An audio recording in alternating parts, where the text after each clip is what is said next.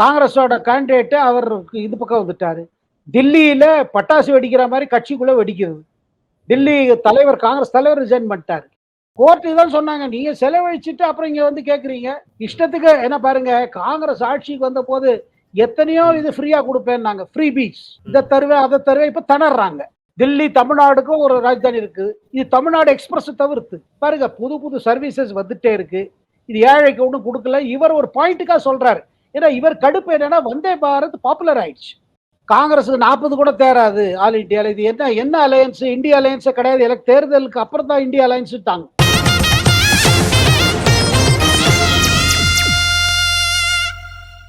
தமிழ் ஜனம் நேயர்களுக்கு வணக்கம். இன்னைக்கு நம்மளோட மூத்த பத்திரிகையாளர் சேகர் ஐயர் இருக்காரு. நிறைய விஷயங்கள் பேச போறோம்.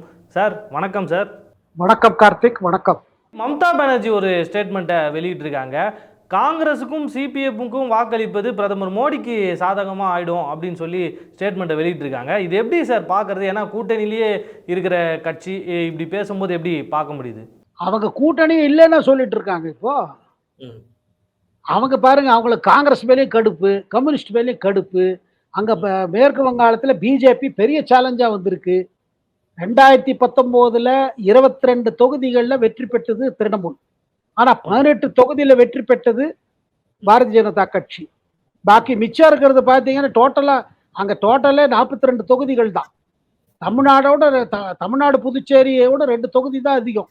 ஆனா மமதாக்கு டென்ஷன் என்னன்னா, ஒரு விஷயம் எல்லாம் ஒண்ணு சரியா போக மாட்டேங்குது. அதுல அவங்களுக்கு என்ன ஃபீல் பண்றாங்க, இந்த ஒரு தடவை ஒரு சவால் விட்டாங்க பாருங்க கொஞ்ச நாள் முன்னாடி. காங்கிரஸுக்கு 40 கூட தேராது ஆல் இண்டியால. இது என்ன என்ன அலையன்ஸ்? இந்தியா அலையன்ஸே கிடையாது. எனக்கு தேர்தலுக்கு அப்புறம் தான் இந்தியா அலையன்ஸ் தாங்க.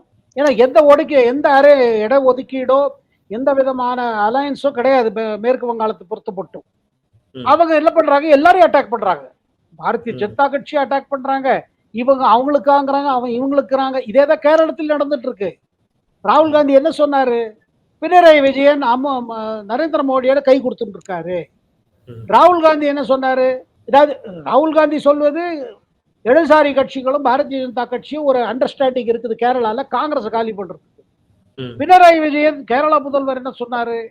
காங்கிரஸுக்கும் பிஜேபிக்கும் ஒரு அண்டர்ஸ்டாண்டிங் இருக்குது சிபிஎம் இது பண்றதுக்கு, தோக்கடிக்கிறதுக்கு. இது தேர்தல் நேர குற்றச்சாட்டு நடந்திருக்கு. ஆனா வேடிக்கையா இருக்கிறது. ஆனா ஒண்ணுக்கு கிளியரா இருக்குது கார்த்திக். மேற்கு வங்காளமா இருக்கட்டும், கேரளமா இருக்கட்டும், போட்டி ரொம்ப கடுமையா இருக்கு. கடும் போட்டி. அந்த போட்டியில என்ன சொன்னா மக்களை நம்ம இது பண்ணலாம், நமக்கு ஓட்டு போடுவாங்கன்னு அதனால பல குற்றச்சாட்டுகளை வைக்கிறாங்க. சார் இதே போல கேரளால பாரதிய ஜனதா கட்சிக்கு 0 தான் கிடைக்கும் அப்படின்னு சொல்லி பினராயி விஜயன் வந்து விமர்சிச்சிருக்காரு. ஒரு பக்கம் பார்த்தீங்கன்னா வெஸ்ட் பெங்காலில் இவங்க விமர்சிக்கிறாங்க, ஒரு பக்கம் கேரளாவில் இவர் விமர்சிச்சுட்டு இருக்கிறாரு. இது எப்படி சார் இப்போ எடுத்துக்கலாம் இந்த ஸ்டேட்மெண்ட்டை? இல்ல அது உண்மை என்னன்னா, கேரளத்துல 3 தொகுதி, அதாவது பல தொகுதியில் பிஜேபி போட்டியிடுறாங்க. 3 தொகுதி சீரியஸா இருக்கு. எந்தெந்த தொகுதி? ஒன்று திருவனந்தபுரம், எங்க நம்ம ராஜீவ் சந்திரசேகர் சசி தரூருக்கு எதிர்த்து சேலஞ்ச் பண்றாரு. இன்னொரு தொகுதி பாத்தீங்கன்னா திருச்சூர், எங்க நம்ம ஆக்டர் சுரேஷ் கோபி பிஜேபி கேண்டிடேட்டா நிற்கிறாரு. 3வது தொகுதி எது பாத்தீங்கன்னா நம்ம பத்தானம திட்டான ஒரு தொகுதி இருக்குதுங்க.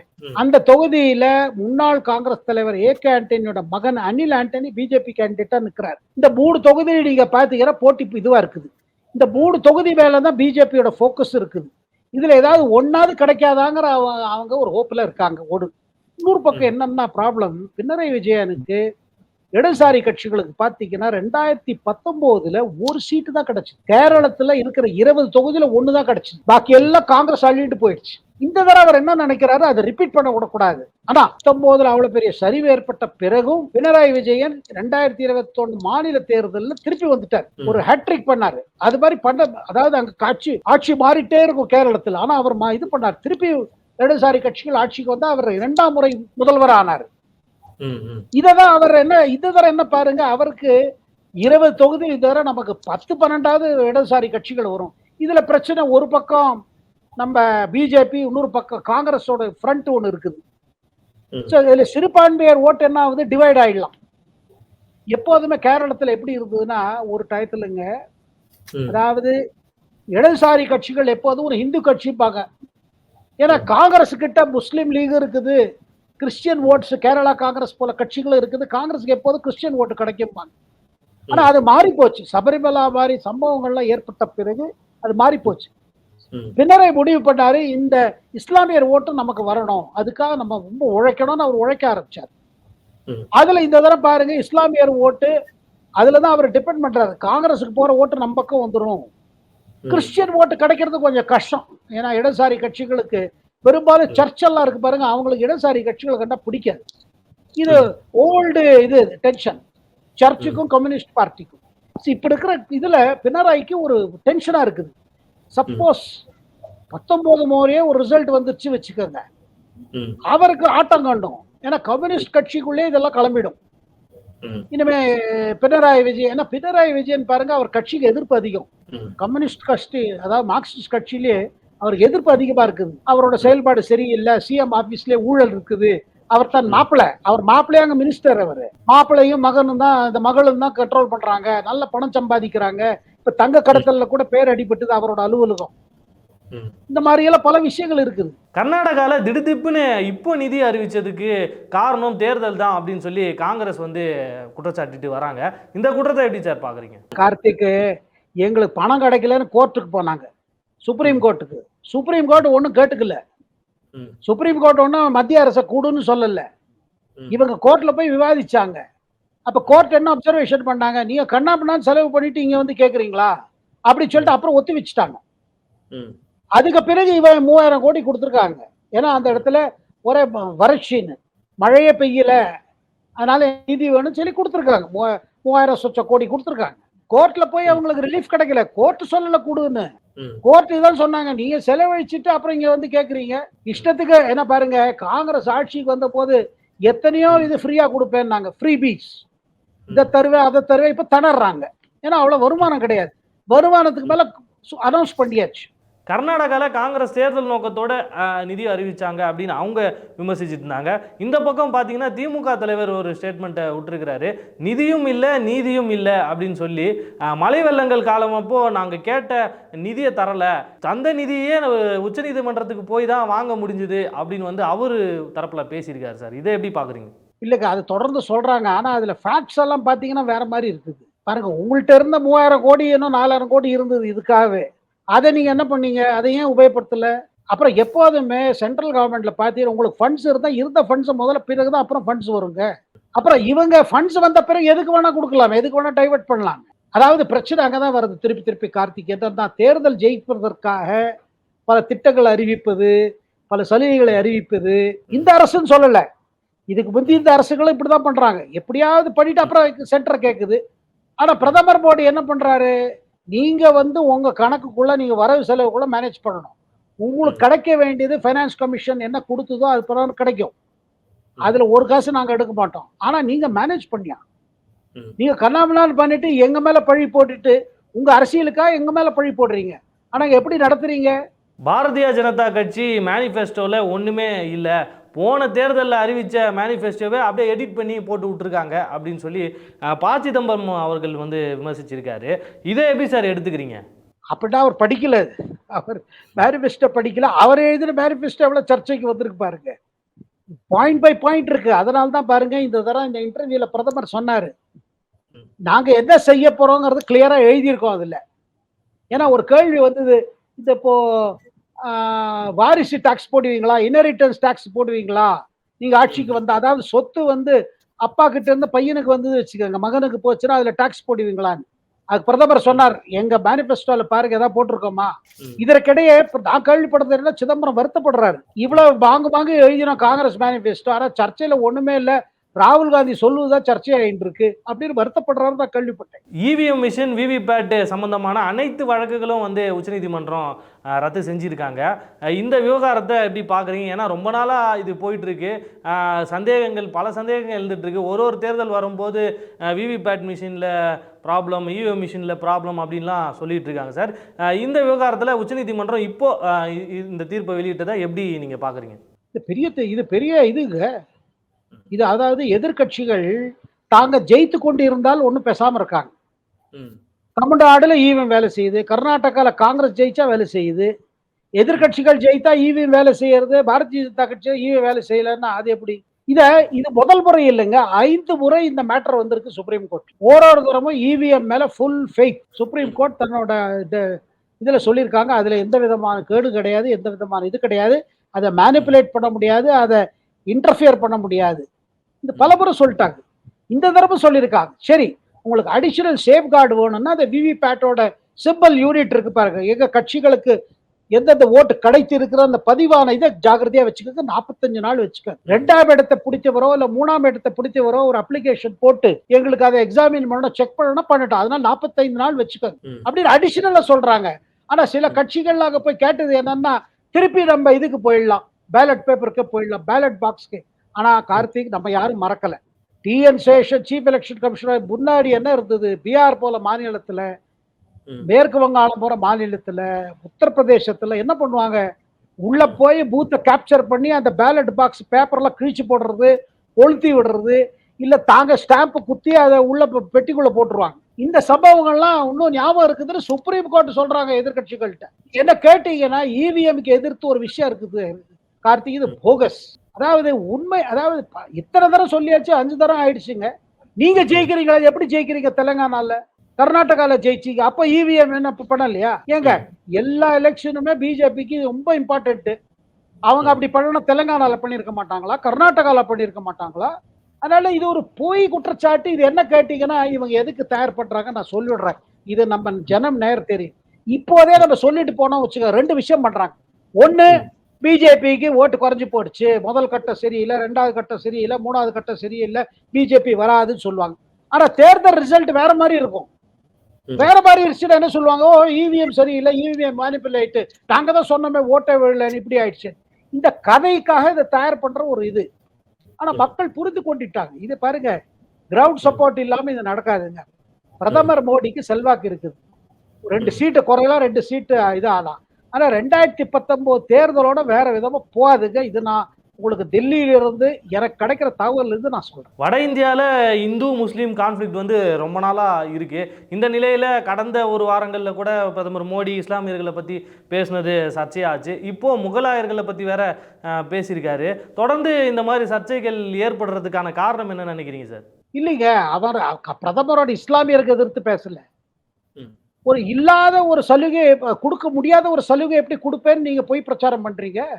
காரணம், காங்கிரஸ் என்ன முடிவு பண்ணிருக்குன்னா, சிறுபான்மையர் ஓட்டுல தான் நம்ம ரிவைவ் ஆக முடியும்னு.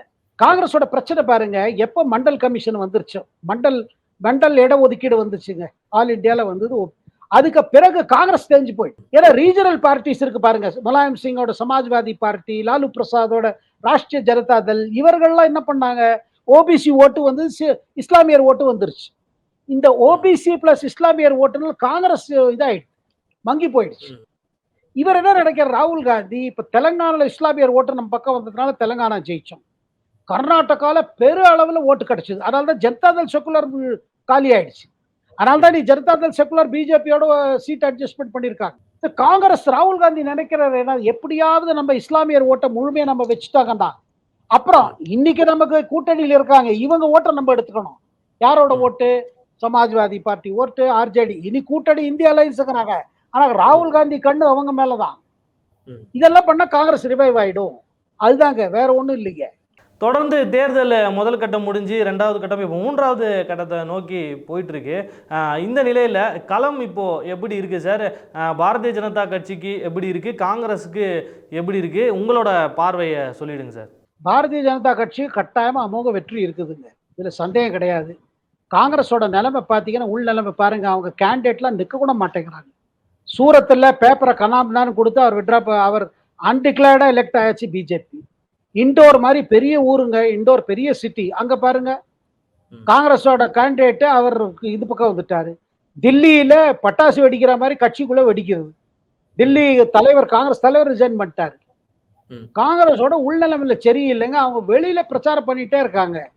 அதனால இந்த தடவை பாத்தீங்கன்னா 2024 ரிசல்ட் 19 வித்தியாசமா இருக்காது. பாரதிய ஜனதா கட்சி சொல்வது போல அதிக இடங்கள், அதாவது 400 இடங்களுக்கெல்லாம் ஜெயிக்காது அப்படின்ற ஒரு விமர்சனம் காங்கிரஸ் தரப்புல இருந்து வச்சிட்டு இருக்காங்க.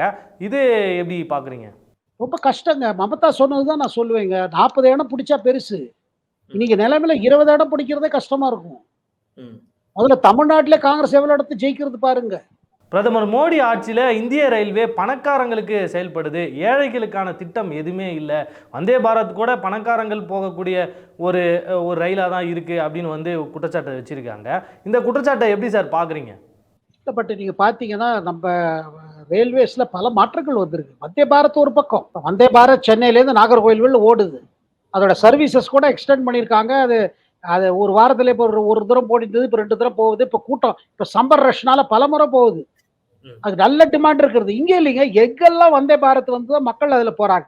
இப்ப பாருங்க, சாமானியர் மக்கள் கூட டிராவல் பண்ணும்போது ஏசியில போகணும்னு ஆசைப்படுறாங்க. இப்ப சென்னையில மெட்ரோ இருக்குதுங்க, ஏசியில தான் ஓடுது. அதை ப்ரிஃபர் பண்றாங்க. இப்ப பாம்பேல பாருங்க, இஎம்யூ நம்ம எலக்ட்ரிக் ட்ரெயின்ல கூட ஏசி வந்துருச்சு.